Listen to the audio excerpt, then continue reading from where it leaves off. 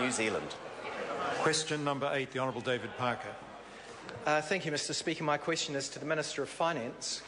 Does he stand by his statement in relation to New Zealanders leaving for Australia? What's the point of standing in the airport crying about it, given that 158,167 people have left since November 2008, 53,763 left in the last year, and 4,361 left in June? The Honourable Bill English. Yes, Mr Speaker, I stand by my full statement, which included the additional comment, we've just got to compete. And I think that is pretty obvious. If our younger people want to go to Australia to high-paying jobs, well, at the very least in New Zealand we need to create some new jobs, in particular in the minerals and resources sector, which that member's party is quite opposed to. The Honourable David Parker. Well then, does he stand by his statement on Agenda TV in November 2008 when he was asked, what about this idea of people leaving to Australia? Have you got a goal to reduce that? And he replied, well, we certainly do want to reduce it. And quote again, that was a demonstration, I think, of the kind of political leadership you'll see from John Key, which is aspirational and taking a run at winning the competition between us and Australia for talent. And if so, has he achieved that goal? The Honourable Bill English. Mr Speaker, yes, I certainly do stand by those statements, and judging by the opinions given in Australia when the Prime Minister visited there a few weeks ago, they'd prefer to have him running Australia as well. The Honourable David Parker.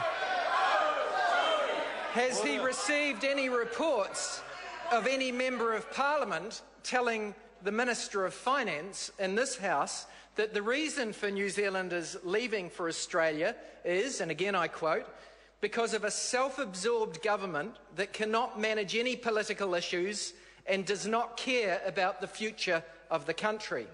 And if so, can he confirm that this is the current reason people are leaving in the view of the person who made that very statement, the Honourable Bill English?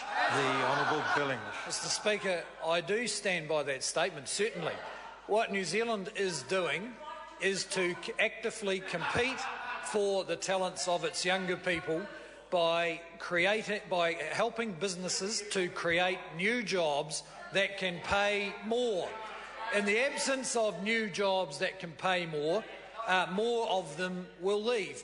And I think it's important we get on and support those businesses, whereas Labor and the Greens believe it's important to try and stop anything happening in New Zealand that will guarantee our young people have to leave.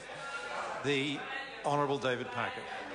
Does he agree with Massey University Professor Paul Spoonley's observation that the numbers of young New Zealanders now heading for Australia are so high that it's making New Zealand's ageing population problem worse? The Honourable Bill English. Mr Speaker, no, I don't agree with that statement.